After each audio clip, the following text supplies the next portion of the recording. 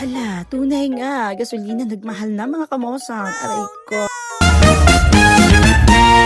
Hello mga kamosang! For today's ganap ay wali, ingangingingong ang inyong kamosang. Masakit ang aking ulo. Naliliyo-liyo pa. Hangover yan. Aray ko. At alam nyo ga, ang brother na yan ng salarin mga kamosang. Paano? Dapat ay pauwi na ako kagabi. Ay may pagtawag pa at may kauntian daw din sa mga tatay idring.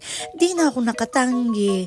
Alahoy, gusto rin. Pagsagaling. Aray ko. Sa tunay ay day off ako ngayong araw mga kamosang. Kaya malakas din ang loob ko magnomo. Oo ha. At dahil nga masama ang laking lasa, ay naisipan kong maglomi. Diga, sabi ko sa inyo sa isa kong vlog, maganda ang lomi kainin pag may hangover. Dahil nga madami itong binipisyo sa ating katawan.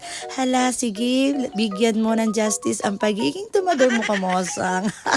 Aray ko. As usual, kinuha ko lang si Burger dyan at dimiretso na ako pabaletero. At habang biyahe nga, ay sinusumpa ako na talaga ang alak. Di na ulit ako iinom kamosang. At ayaw ko ng ganun rin pakiramdam. Naliliyo, nasusuka na hindi ko maintindihan. Oo ha, aray ko. Makadating nga ng baletero ay diretso na ako din sa Blue House para mag-order nga. Yung large agad, swerte. Ako pa lang kasi ang customer kaya madali lang naluto. Di na ako nag-intay ng matagal. Sa daming lumian dito sa Puerto Galera, dito talaga kina Tita Bibi ang favorite namin mga kamosa. Bukod nga sa masarap siya sa aking panlasa, ay bet na bet ko talaga yung lahok nila na parang pang-pork adobo ang atake. Since high school, ganyan na talaga ang gawa nila. Hindi nag-iiba. Oo ha, aray ko. Ayan nga, at hindi ko naubos. Pina-take out ko na lang mga kamosang. Bago nga ako umuwi, iniisipan ko din muna mag-gas at balitang-balita na magtataas na ang gasolina mga kamosang. Pero ayon naman sa boy na nakausap ko, ay bukas pa naman daw. Kaya sa mga gustong humabol, dali, parni na kayo.